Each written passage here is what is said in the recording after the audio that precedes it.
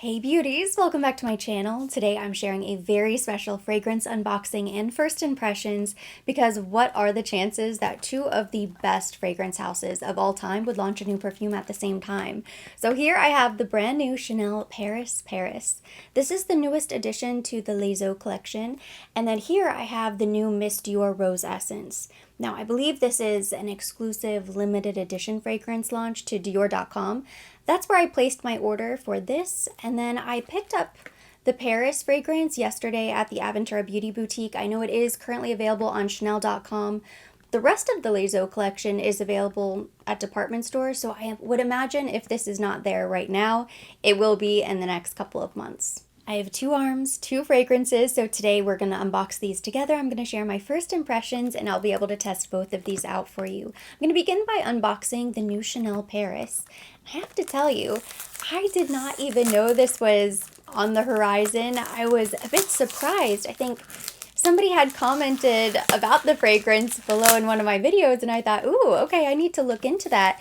And then I checked Chanel.com and sure enough, it was available. So pleasantly surprised, to say the least. I always look forward to new Chanel fragrance launches, and usually I feel like there's a bit of buzz, anticipation stirring a couple months, at least a couple weeks leading up to the fragrance launch. But this just completely caught me off guard. If you didn't already know, the Les Eaux collection was inspired by destinations that were important and meaningful to Gabrielle Chanel. It started with Venice, Biarritz, and Deauville. Later on, they added Riviera, and now Paris. And all of these destinations sit close to a large body of water, or there's some sort of important body of water nearby. So they're all a bit fresh, aquatic, very natural. And there's also a tie-in to the nature with the cardboard of the box. So when you feel this cardboard, it's a little bit more textured, kind of has a raw, natural paper feel to it, unlike the very smooth, kind of shiny cardboard that you'll find Coco Mademoiselle, Chanel number 5, of course. And the same thing is true with the label. You have to be very careful because if there's anything on your finger, it will transfer. The paper will pick it up easier. But even the label has a bit of a natural texture feel, and that's because Gabrielle Chanel loved nature. All of these destinations tie into nature a little bit, maybe with the exception of Paris. They're also all eau de toilette concentrations, and this is a 4.2 fluid ounce bottle, so it's meant to be a light, soft, kind of spritz with abandon every single day, everyday luxury type of fragrance. Keynotes include fresh lemon and tangerine, rose, spicy pink pepper, and woody patchouli. And on Chanel.com, it doesn't look like they have the body lotion yet. They did have it at the boutique, but because I wanted to wait to smell the fragrance instead of smelling it first in the boutique, I went ahead and just picked up the perfume. And then if I really like it, I'll go ahead and get the lotion as well. Another thing, it has such a fine mister. It's so nice. It just feels very luxurious, lightly misting the skin. Wow, it's good. Oh my goodness, it smells so nice. Oh my goodness, I just know already this is going to sell out and be a bestseller for them. It's modern, fresh, floral. It's really pretty. Wow. So I kind of smell the rose and a little bit of the peppery notes in there. I get a little tangerine as well, but somebody had mentioned that they smelled this fragrance and that it was really lemony and they picked up more lemon than rose. That is not the case with me. I think the lemon almost disappears instantly. I'm just smelling this very lovely rose. It's a little bit of a citrusy rose, I suppose. Wow, it's a little bit familiar to me, and I'm trying to put my finger on what it smells like. But I will say that combination of lemon, tangerine, it could be mandarin, bergamot, whatever it is, and then rose, pink pepper, and patchouli, that is pretty common. I'm sure it is far more complex than that, but those key notes I've seen listed on a lot of different fragrances. because the combination is just really nice. Usually, Chanel fragrances have a very specific DNA, and I'm not just talking about the May Rose and Grass Jasmine, because those notes are found in all of the fragrances, and it's kind of like the accord of the house, if you will. It's not that. There's something else that when I smell a Chanel fragrance, I just know it's from Chanel, and I'm not really getting that with this fragrance. And I kind of like it because that means it's a little bit unexpected. I think people are going to fall head over heels in love with this. Okay, now that I've spritzed it again, I definitely pick up on the lemon right away. But I don't think it takes that long to dissipate, and then I just get a nose filled with this delicious rose. And it's a beautiful rose note. Oh, it's so nice. I almost wish it was a little bit stronger. If they ever come out with an eau de parfum version of this, and I'm not saying that will ever happen, but if they did, I would hope that they would really bring that rose note forward because it's so pretty. And then as it dries down, it is a little bit peppery, and I pick up on a little patchouli, but not too much. I know that can be a polarizing note for some people, and it is for me as well. Sometimes I really like it, like in this case, when it's very well balanced and it just suits the fragrance, it complements it very well. In other fragrances, I almost think it detracts, and I find it to be too much. But that's not the case here at all. And I guess because it is part of the Les Eaux collection and it's meant to be a little bit lighter, a little bit softer, even though they consider this to be a floral woody fragrance, it's not too woody. There's nothing that smells too earthy, too woody, too heavy. It's just beautiful. And it is so perfect for spring, summer. Like, this is going to be a beautiful everyday spring, summer fragrance. I don't really know what I expected. I don't think I really had any expectations. I just sort of had it in my mind that I was going to buy it anyways, regardless of the notes. But wow, it's really pretty.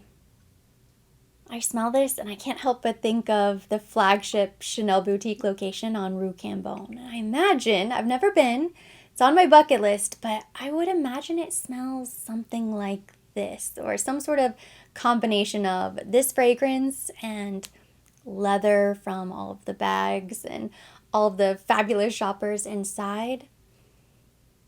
And as it dries down, I swear it's getting better and better. It's really nice. And now I have 3 fragrances from the Les Eaux collection. I have, the first one I added was Venice, then Riviera, and then now Paris. I think it's too soon to rank them. That would be pretty unfair. I want to wear this for a couple days, and then I will maybe rank all of my Chanel fragrances later on. But it's up there. I'm tempted to say this is my favorite, but I don't want to say that too soon because they're just so different. Like Paris Venice, to me, is a very fall-winter fragrance because it's got the vanilla, the tonka. It just kind of makes your mouth water. It's a little bit more warm and cozy, even though it is a daytime fragrance. And then Riviera is so fresh and zesty. It's kind of like a crisp citrus fragrance. That to me is like dead of summer. But this is like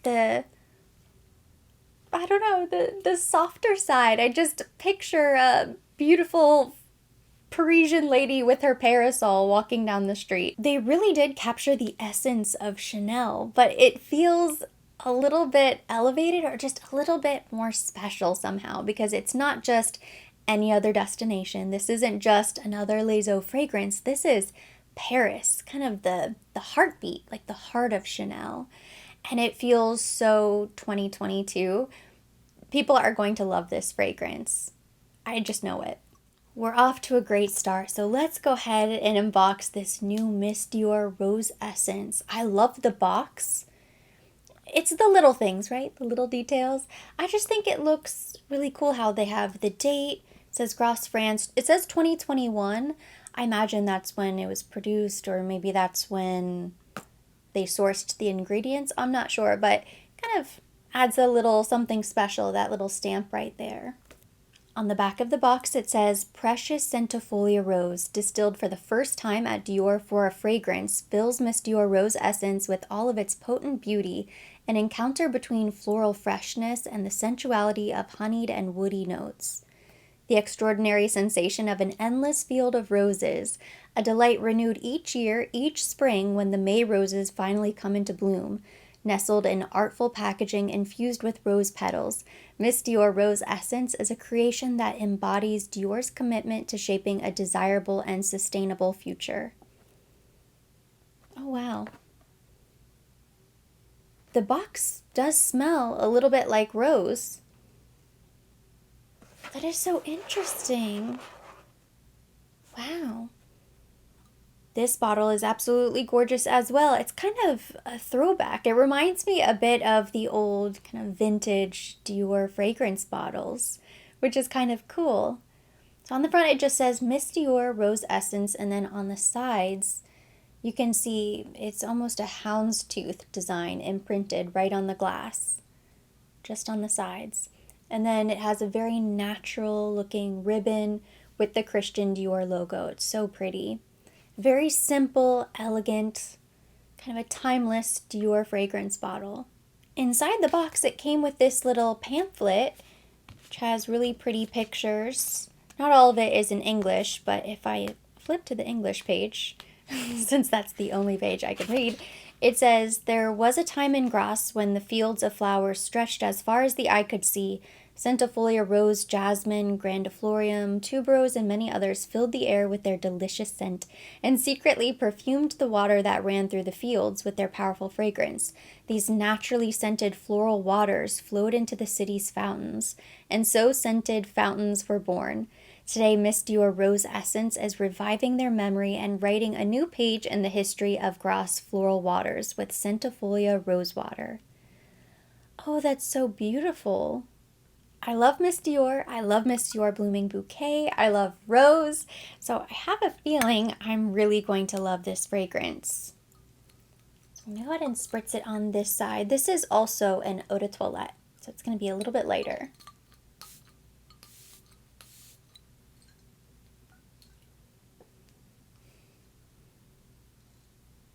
Oh, wow.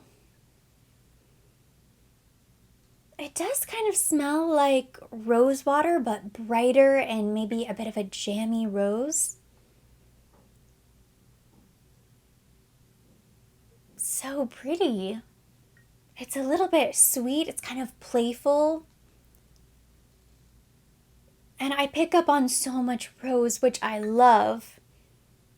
Kind of like the rose version of Blooming Bouquet, which they do have, Miss Dior Rose and Roses. I don't have that one in my collection to compare, unfortunately, but I know I've smelled it in the past. I will have to revisit, but I really like this one. I like that it's not a really stuffy, serious rose. It's a very light, playful, very fun, happy smelling fragrance. It almost smells, truly, if you have like a rose water toner, it's as if you took a very clean, crisp, refreshing rose water, but then just amplified the fragrance and made it a perfume, which I guess is sort of the inspiration behind the fragrance. I think they nailed it. My Chantecaille rose water comes to mind. It would be like a rose fragrance version of that,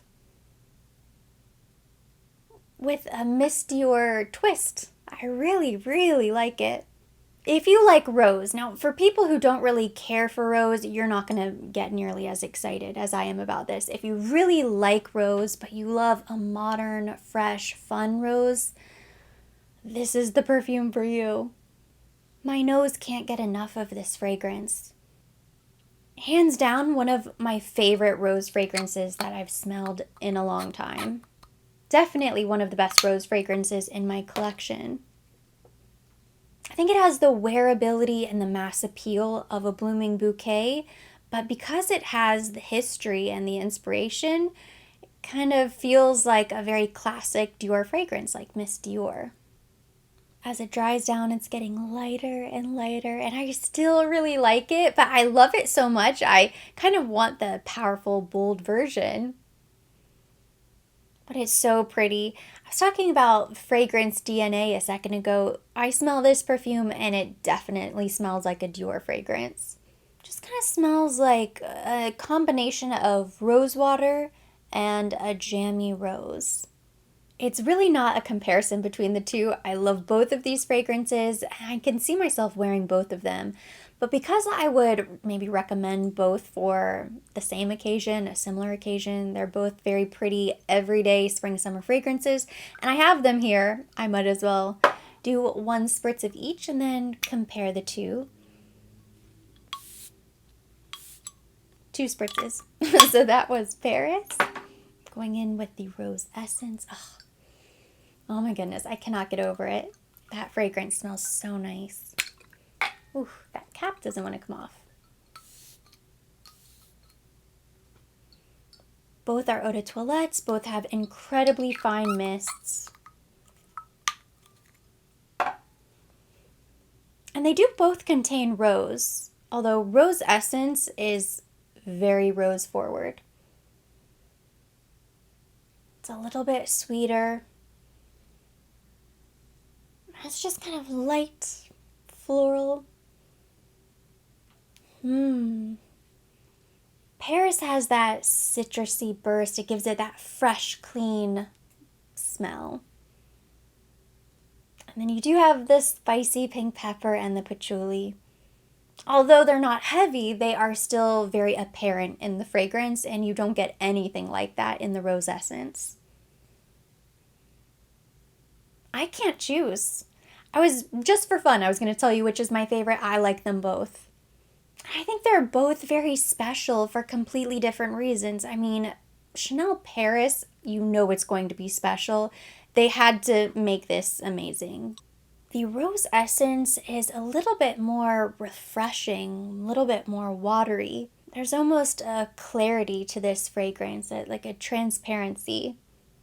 There's no choosing. They're both amazing. I wish I could tell you which one was my favorite or that one was even a sliver better than the other, even when I remove my bias, because you know I love Chanel and this was always going to be a special fragrance. I remove that from my head and I still can't tell you which one I prefer. I think you would be happy with either one. I can tell you right now, both of these are going to be on my best fragrances for summer 2022 list. Definitely best fragrance launches of 2022. I mean, they're incredible. They're soft, light, fresh, delicious, but clean. They're everything you want them to be and more. I have high expectations of Chanel and Dior. I mean, these are historic fragrance houses that have some of the best women's fragrances of all time. So my expectations were high, but I think they exceeded my expectations. I mean, I'm blown away by both of these. Zero regrets with either purchase. And I can't wait to wear both of these. I don't know which one I'm going to wear first, but I will definitely experiment with both. I want to kind of wear both of these fragrances for a couple days, really live in them, get to know them, date them a little while longer. But first impression is that I'm in love. And that completes today's unboxing. Thank you so much for watching. Hopefully you enjoyed it and you liked hearing my thoughts on these new fragrances. If you liked the video, give it a thumbs up. Leave me any of your comments, questions down below. As always, I will be linking everything mentioned. Everything on my face will be listed down below in the description box for your convenience. And for more videos like this, don't forget to subscribe and hit the notification bell.